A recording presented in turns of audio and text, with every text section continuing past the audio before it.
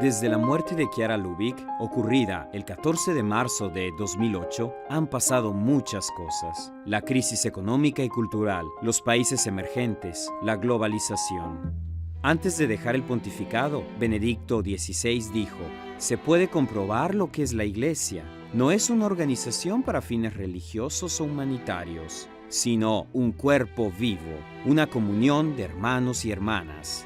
Y el Papa Francisco, apenas elegido, hacía eco de ello. La Iglesia es un único gran edificio. Nosotros estamos en familia, estamos entre hermanos y hermanas. Esa familia, evocada por Chiara Lubich en su testamento, "Sean siempre familia", ella, que había anticipado un papel privilegiado para tal institución, como la familia, así la sociedad. Las preguntas que surgen hoy en día exigen respuestas adecuadas que solamente pueden proceder de testigos, de profetas que sepan leer los signos de los tiempos y cambiar el rumbo de la historia. Uno de ellos es, ciertamente, Chiara Lubich. Demos una mirada al álbum de su vida y el de su familia. Recorrió el siglo breve, viviendo una larga aventura humana y espiritual. Ya en su familia hubo una anticipación de la sociedad en la que viviría y contribuiría a cambiar. Luigi, el padre, socialista, y la madre, Luigia, muy creyente. Los orígenes de Europa Central, en una ciudad como Trento, puente entre el norte y el sur, un hermano mayor, Gino, comunista y partisano. Afecto, responsabilidad y diálogo eran las características de aquella familia, que era pobre, o mejor dicho, se vio empobrecida. Una familia que cultivaba sentimientos antifascistas juntamente con una fe probada pero profunda, sacudida por el arresto de Gino y por la partida de casa de Silvia. Un día, que no puedo precisar, vi una luz. Me pareció más bella que las demás cosas bellas y la seguí. Me di cuenta de que era la verdad. Sí, la joven trentina había dejado a los suyos en plena guerra. Siguiendo aquella luz, comenzó una aventura humana, espiritual y cultural que la chica de Trento, ciertamente, no habría podido imaginar. Su nombre de bautismo era Silvia, pero había decidido llamarse Chiara, como reconocimiento a la primera compañera de Francisco, quien deseaba solo Dios. Pero no estuvo sola en su camino, al contrario. Chicas como ella, jóvenes, adultos, familias, sacerdotes y frailes, pobres y menos pobres, idealistas y empleados, rápidamente se unieron a ella. Y luego, más adelante, también protestantes y ortodoxos, hebreos, musulmanes, budistas e hindús, gente con dudas acerca de Dios, revolucionarios y conservadores.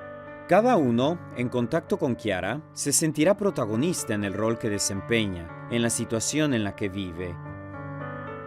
Aquella verdad que Chiara había seguido se suele fijar el 7 de diciembre de 1943 como el inicio de la aventura, el día en el que pronunció su sí a Dios. Quiso llamarla ideal. Ideal que comparte enseguida con sus primeras compañeras, con las cuales vivirá en un pequeño apartamento de Trento en la Plaza Capuchinos. Bien, lo que quisiera decir ahora es lo que ocurrió desde aquel momento. Y es que nuestra vida tuvo un cambio radical. Ya no era la vida de antes, era una vida nueva. ¿Y qué era lo nuevo que había nacido? Es que como donde está la caridad y el amor, allí está Dios, debe haber sido así, en fin. Que como nos habíamos esforzado siempre en tener el amor y la caridad entre nosotros, volviendo a empezar siempre, y no les digo con cuántas dificultades y con qué muerte del hombre viejo, en fin, Dios estaba en medio de nosotros. Así, su aventura fue llamada Focolar, el fuego que brilla en medio de la familia. Chiara tenía una gran pasión, el estudio, pero la guerra le impidió ir a la universidad. Más tarde, decide poner los libros en la buhardilla para seguir a Dios y encuentra un maestro extraordinario e inesperado, aquel que había inspirado el libro de los libros, el Evangelio, las páginas que aquel grupo de jóvenes leían cada día y querían poner en práctica. Jesús. nos hizo entender claramente que era absurdo buscar la verdad cuando ésta estaba toda contenida en él, el Verbo, la verdad hecha persona. Un maestro que la hizo maestra de millones de personas. En 1996 recibirá el premio UNESCO por la educación a la paz, en particular para jóvenes y muy jóvenes, tanto como para merecer 15 doctorados honoris causa. Era un carisma, un don particular, aquel ideal que Silvia, Chiara, había recibido. Un carisma que le hacía sentir demasiado limitado el horizonte de Trento. Pocos años después fue a Roma y a continuación empezó a enviar a sus compañeras y a sus compañeros a recorrer Italia, Europa y el mundo. Ya en 1944, Chiara había encontrado el secreto, el pilar que mantendría su deseo de verdad y sueño de unidad universal. Quería comunicar, no solo a unos pocos amigos, sino a todos, lo que había intuido en su corazón. Existe un momento de la vida de Jesús cargado de respuestas a cada uno de nuestros porqués. Es el momento del grande, grandísimo porqué que Jesús había dirigido a Dios antes de morir, contenido en su misterioso grito, Dios mío, ¿por qué me has abandonado? En 1949, tras haber encontrado a quien ella misma definirá como cofundador, y Gino Giordani, diputado, periodista, estudioso, vive momentos de fuerte dimensión mística en las Dolomitas, un periodo que ella definió paraíso, en el que la dimensión existencial y la del pensamiento se fundían en la tierra como en el cielo. Todo lo que en aquellos años 40 se le concedió vivir anticipaba lo que habría de sucederle posteriormente. Como una semilla contiene en germen lo que ha de madurar, planta, flor, fruto, así los acontecimientos de aquellos primeros años anticipaban el desarrollo de su aventura. Por ejemplo, en aquellos años de guerra, Chiara trató de resolver con sus compañeras el problema de la pobreza de Trento. En 1991 nacerá el proyecto por una economía de comunión, orientado a contribuir a encontrar posibles soluciones al problema de la pobreza en Brasil y después en otros lugares, y a trabajar por una economía que realice al hombre y no lo aliene. Hemos comprendido, es el Espíritu Santo quien nos conduce de la mano, que aquí deberían surgir industrias, empresas. Como les decía, las utilidades se pondrían en común. En esto consiste, en que las utilidades se pongan en común. Capital, sí, capital, también nosotros lo recogemos. Es el beneficio lo que se pone en común. En su casa, después en la ciudad de Trento, en el Parlamento y más en general en los miles de encuentros que tuvo en su vida, Chiara maduró una exigencia radical de diálogo. Diálogo visto no como un instrumento para obtener determinados resultados, sino como el modo mismo de estar en el mundo, porque la vida de Dios, Trinidad, en sí misma es relación, es infinito diálogo, es total reciprocidad. No por nada, el mandamiento que Jesús llama nuevo es el del amor recíproco. Yo tengo un sueño, el deber realizarse en el mundo poco a poco, o también velozmente, si fuera posible, la fraternidad universal. Dialogará su vida entera con los católicos y con los movimientos eclesiales, con los cristianos de un centenar de iglesias, con fieles de otras religiones, con quien no cree, con grandes y pequeños, cercanos y lejanos. Chiara era el diálogo. Así, para ella, ser iglesia quiere decir comunión, coparticipación, apertura. Nunca abandonó esta certeza suya, ni siquiera cuando en los años 50 el Vaticano estudió con atención el movimiento de los focolares, llegando casi a disolverlo. Hablaba de iglesia comunión, cuando todavía muy pocos lo hacían, y anticipó algunos temas centrales del Vaticano II.